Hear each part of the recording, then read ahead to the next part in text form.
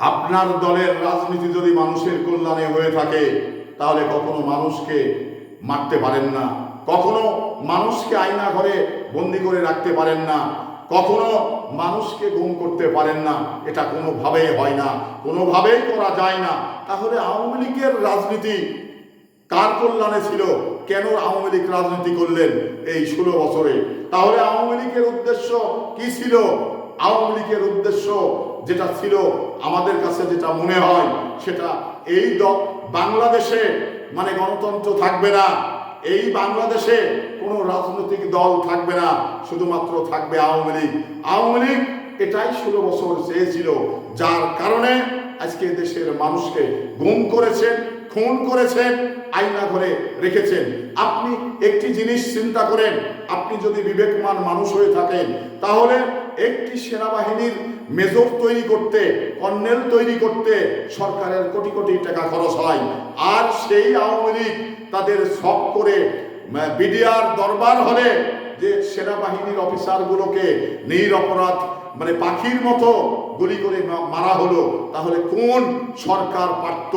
কোন সরকার এটা করেছেন?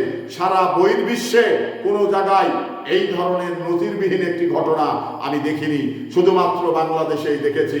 তাহলে বাংলাদেশে এই তথাকথিত প্রধানমন্ত্রীর কি নকশা ছিল, কি করতে চাচ্ছিল এই তথাকথিত প্রধানমন্ত্রী? আমরা এই বাংলাদেশের মানুষ জানে। আমি বাংলাদেশের বিবেকমান মানুষের কাছে প্রশ্ন করতে চাই, যদি দেশের কল্যাণে কাজ করেন, যদি জনগণের কল্যাণে রাজনীতি করে থাকেন, তাহলে এটা কোনোভাবে করা যায় না বা হয় না। তো আওয়ামী লীগ কেন করলেন? আওয়ামী লীগ দেশ থেকে পালিয়ে গেলেন কেন? আওয়ামী লীগ জবাব দিতে পারবে না, জবাব দেওয়ার রাস্তা আওয়ামী লীগের নেই, আওয়ামী লীগ নিজেও জানে। তাই তারা আত্মগোপন করেছেন, ভেবেছেন যে কিছু দিন পালিয়ে থাকলে এই বাংলাদেশের মানুষ ভুলে যাবে, হয়তোবা তখন আমরা আবার এদেশে এসে রাজনীতি করব। সেটা আর কখনো হবে না। এই বাংলাদেশের মানুষ একেবারে আওয়ামী লীগকে পরিত্যক্ত করেছেন, আওয়ামী লীগকে রিজেক্ট ঘোষণা করেছেন। এই বাংলাদেশে কখনো আওয়ামী লীগের রাজনীতি আর করবে না, চলবে না, চলতে দিবে না। কারণ আমি ছাত্রলীগকে বলতে চাই, আমি যুবলীগকে বলতে চাই, এই লড়াইয়ে জিতবে কারা?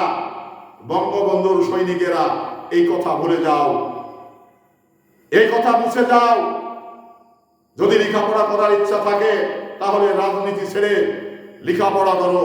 কারণ বর্তমান সরকার দেশ পুনর্গঠনে, দেশ উন্নয়ন করার জন্য কাজ করে যাচ্ছেন, এটা আমরা বাংলাদেশের মানুষ সবাই জানি।